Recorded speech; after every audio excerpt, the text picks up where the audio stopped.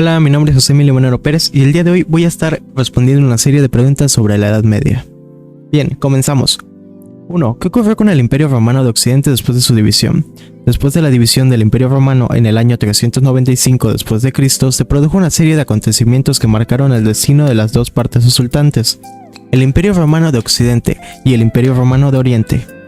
El Imperio Romano de Occidente sufrió una declive gradual y enfrentó numerosos desafíos internos y externos. Algunos de los principales eventos y factores que contribuyeron a su caída incluyen presión de las invasiones bárbaras. A lo largo del siglo V, varias tribus germánicas como los visigodos, ostrógodos y vándalos comenzaron a invadir y establecerse en territorio del Imperio Romano de Occidente.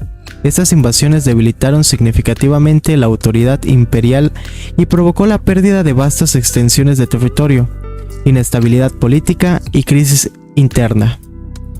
El Imperio Romano de Occidente experimentó un suceso de emperadores ineficaces, luchas de poder y corrupción política. La falta de liderazgo fuerte y la capacidad para hacer frente a las amenazas externas e internas socavaron la estabilidad del imperio. Crisis económica y fiscal. El imperio se enfrentó a graves problemas económicos, incluyendo altos impuestos, inflación, disminución de la producción agrícola y dificultades en el suministro de alimentos. Esto debilitó aún más a las estructuras económicas y la capacidad del imperio para financiar sus operaciones militares y administrativas. Desintegración del sistema de defensa. El sistema de defensa romano se debilitó con el tiempo y las legiones romanas fueron reemplazadas en gran medida por tropas bárbaras, mercenarias. Esto resultó en una pérdida de cohesión y lealtad hacia el imperio y facilitó las incursiones y asentamientos de las tribus bárbaras. Estos factores, combinados con otros desafíos y debilidades internas, llevaron a la caída final del Imperio Romano de Occidente en el año 476 después de Cristo, cuando el último emperador romano de Occidente, Rómulo Augustulo, fue depuesto por Odoacro, un líder bárbaro. Por otro lado, el Imperio Romano de Oriente, conocido como el Imperio Bizantino, sobrevivió durante varios siglos más, aunque también enfrentó amenazas y dificultades. Logró mantenerse como una potencia política y cultural en la región del Mediterráneo,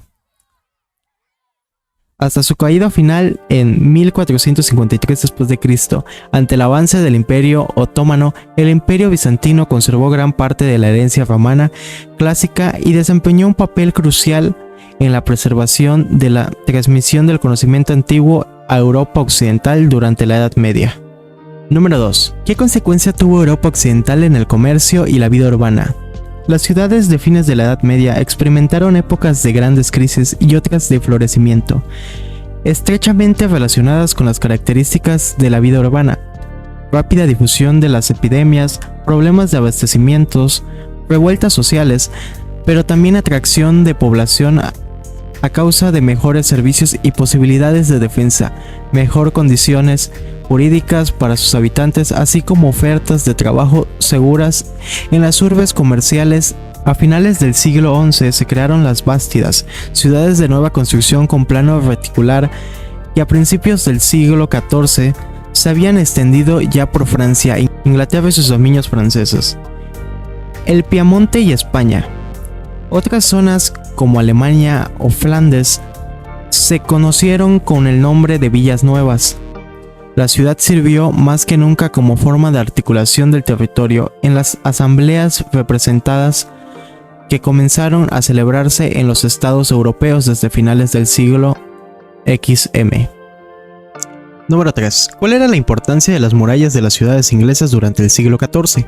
Se podría asumir de la misma manera que las murallas fueron erigidas en un principio para protegerse a sí mismas de los recursos que este sector empezaba a acumular para reforzar sus posiciones sociales y políticas dominantes. Estas mismas igual eran usadas mayormente como un punto de vista militar, pero este se redujo debido a causa del estado de paz que reinaba en la isla. Principalmente, estas también funcionaban como barreras aduaneras, protegiendo los intereses comerciales de los ciudadanos y permitiendo imponer derechos de portazgo sobre todas las mercancías que pasaban por sus puertas. Número 4. ¿Cómo se diferencian las defensas de las ciudades inglesas de las europeas? Continental.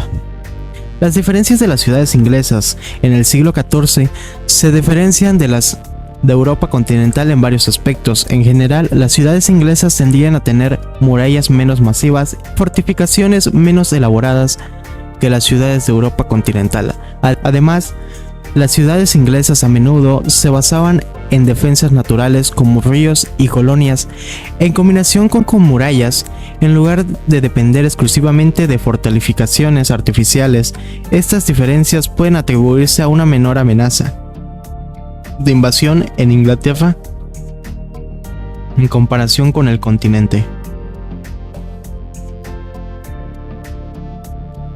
Número 5. ¿Cuál era la principal razón de ser de las ciudades medievales? La principal razón de ser de las ciudades medievales era proporcionar un lugar seguro para que la gente pudiera comerciar, vivir y trabajar durante la Edad Media. Hubo un gran aumento en el comercio y la industria, y las ciudades proporcionaban centros de comercio donde los mercaderes y artesanos podían vender sus productos. Además, las ciudades medievales también ofrecían protección contra invasores y conflictos, convirtiéndose en un lugar de refugio para aquellos que huían de la guerra.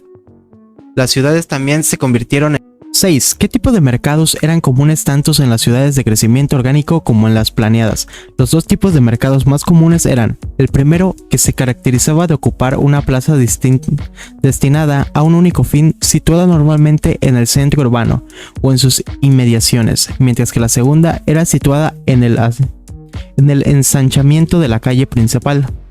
Paul Zurcher define los dos tipos de mercado en poblaciones de crecimiento orgánico: las amplificaciones laterales de la calle principal y las plazas a las puertas de entrada de la ciudad.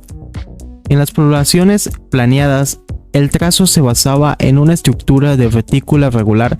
La plaza de mercado es el tipo más frecuente. ¿Cómo se diferencian las plazas de mercado en las ciudades de Europa continental y en Gran Bretaña? Las plazas de mercado eran una herramienta de regeneración urbana en la Europa de la Edad Media.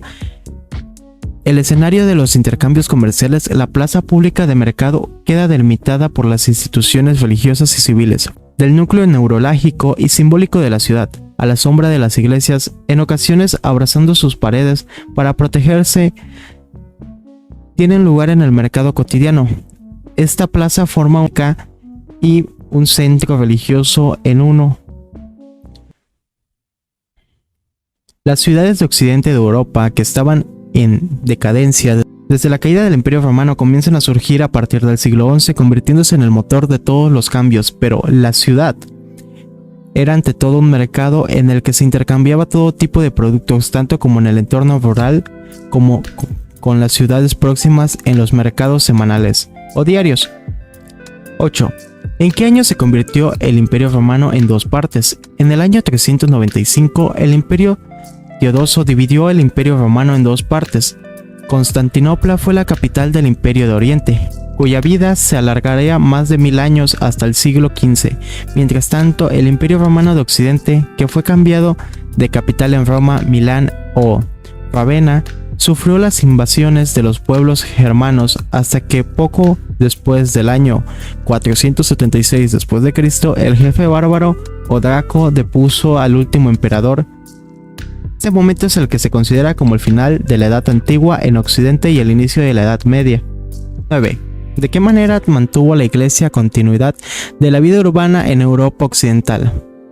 Habría sido una gran etapa de transición en todos los ámbitos: en lo económico, para la sustitución del modo de producción esclavista por el modo de producción feudal; en lo social, para la desaparición de los conceptos de la ciudadanía romana y la definición de los estamentos medievales; en lo político, para la descomposición de las estructuras centralizadas del Imperio Romano, que dio paso a una dispersión del poder; y en lo ideológico y cultural, para la absorción y sustitución de la cultura clásica por las teocéntricas culturas cristiana o islámica.